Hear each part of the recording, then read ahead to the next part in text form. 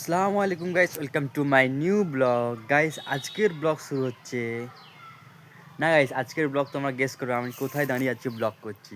Guess করো কোথায় আছে এটা। চাদরটাকে দেখিয়ে দিয়ে এলো গাইস,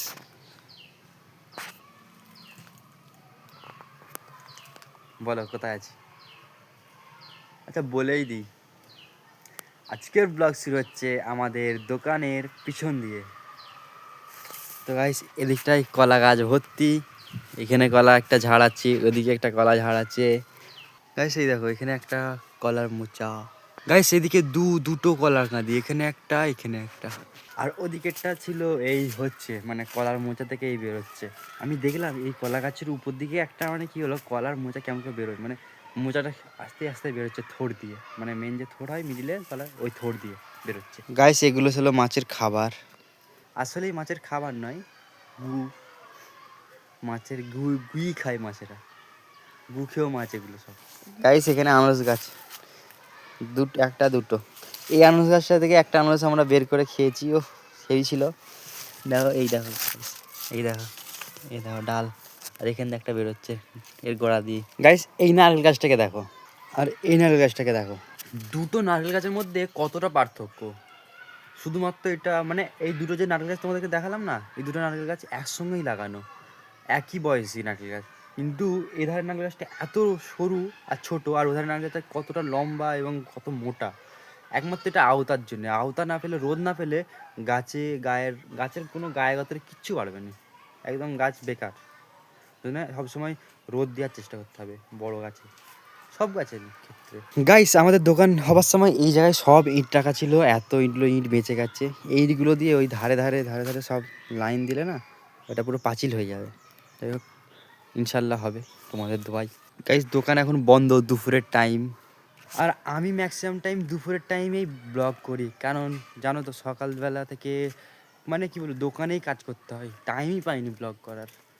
তো ভোরবেলা যদি উঠি তাহলে হয়তো সকালের দিকে একটু ব্লগ করতে পারবো, কিন্তু ভোরবেলা ওঠা হয়নি, ফজরের নামাজও পড়া হয়নি। গাইস আমি ঘরে চলে এসেছি, এখন দাঁড়িয়ে আছি আমাদের বাথরুমের ছাদে, মানে ঘরের সঙ্গে যে অ্যাটাচ বাথরুম আছে তার ছাদে দাঁড়িয়ে আছি। আর এখানে লাগিয়েছি সোলার প্যানেল। তো আমি একটা ইলেকট্রিশিয়ান, আর এই সোলার প্যানেলের পুরো সিস্টেমটা আমি লাগিয়েছি, নিজে লাগিয়েছি। ভিতরে এর পুরো সিস্টেমটা লাগানো আছে, এখানে সোলার প্যানেল আছে বাইরে সূর্য আলোটা লাগানোর জন্য, আর পুরো সিস্টেমটা ভিতরে।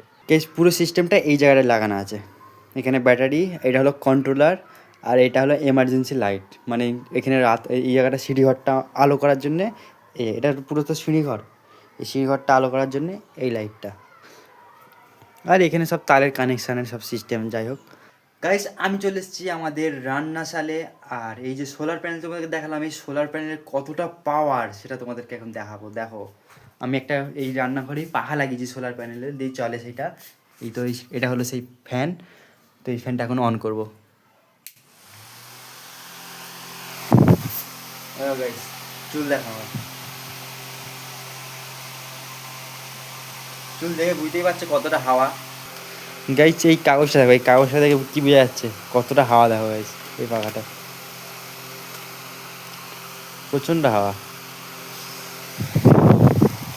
আর এই যে মোটরে ডবল মোটর লাগানো আছে, সিঙ্গেল মোটর না, দুটো মোটর পিছনে আগে পিছনে করে লাগানো আছে, জন্য এত স্পিড ফ্যান।